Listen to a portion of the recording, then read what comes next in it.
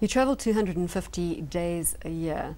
Take us through what happens when you arrive in a new territory. I know you're on your way to Gabon from our studio. Right. What are you looking for, and how do you go about strategizing on the investment opportunities in that territory? Well, the first thing we do is background research. Of course, we look at the country, we look at the economy, the politics. In many countries, you look at things like the corruption, who's doing what to whom, who's paying who off, and so forth. Then we do background research on companies. We get the audited financial statements and so forth. We get all that documentation ready, and then we set up appointments with the managing directors and people in the industry and the company. And then we go in and do that work, write it up, study it, take it back, and then decide, is this a buy, at what price?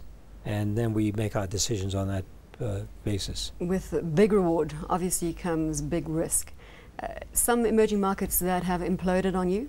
Can you elaborate? We've had a number of experiences where not only markets but companies have imploded. One good example is Venezuela. We were heavily invested in Venezuela, but luckily we did the analysis with Chavez coming into power, and we said we don't want to be here because we think he's going to restrict foreign exchange movements, which is very, very dangerous for us because we have to be able to get money out as well as in. So we sold out, and we were able to escape a big downturn in prices. Nigeria, is that on your radar screen? You are invested in Nigeria, and given the situation unfolding there with the president who may not return to his position. Yes, Nigeria is a very interesting case because there's a country that from a macro point of view looks terrible.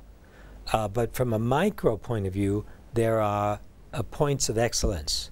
There are a number of companies, particularly banks, that look very, very interesting and quite inexpensive with high growth prospects. So that's where we're going. And we believe that these banks will be able to survive and maneuver in that very unstable political environment. And it's interesting that in terms of bank regulation in Nigeria, they're doing a pretty good job. They're watching the banks very, very carefully. So you're holding your course in Nigeria despite the political scenario that's unfolding? Oh yes, definitely, yes.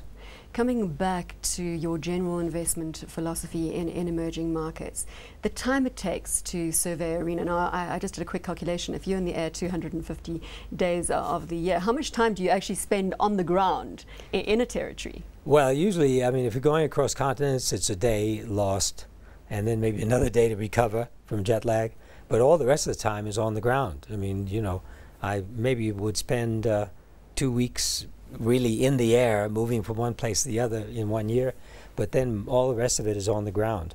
And the idea is to get a feel for the country, to get an understanding of what's going on at the ground level.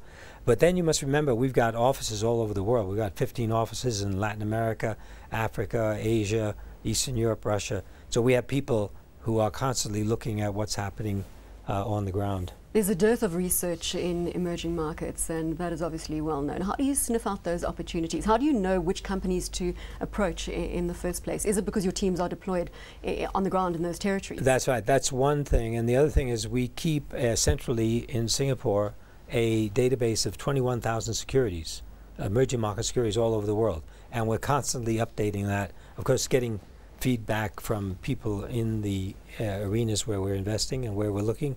And then we're constantly looking at that list to see where there may be opportunities. And of course, people on the ground are also looking to see where the opportunities are.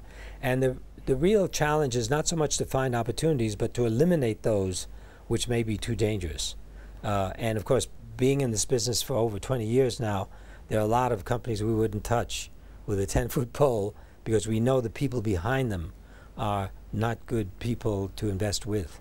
So that's that kind of background that we apply to our lists. When does an emerging market become a developed economy in your book? What is the definition that defines the two? The key definition that we started back in 1987 when we did the first fund was the per capita income, low and middle income countries.